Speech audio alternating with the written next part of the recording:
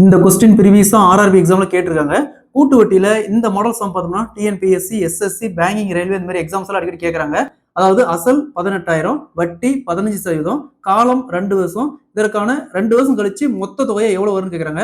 So கூட்டு வட்டியில இந்த மாடல் சம் கேட்டாங்களா எப்படி குயிக்கா சால்வ் பண்ணலாம் பார்க்கலாம். சோ என்ன சொல்லியிருக்காங்க, அசல் 18,000, அசல் அப்படி எழுதிக்காங்க 18,000 இன்ட்டு சோ இங்க 15%, 15% எப்படி எழுதுவோம், 15 வகுத்தல் 100, அப்படியே 5ஆல கேன்சல் பண்ணா 3 வகுத்தல் 20. ஸோ டினாமினேட்டர்ல அந்த 20 அப்படியே போட்டுக்கோங்க.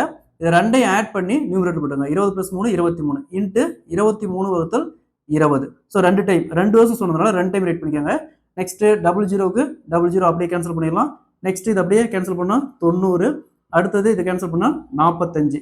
So 45 into 23 into 23 equal to 23,805.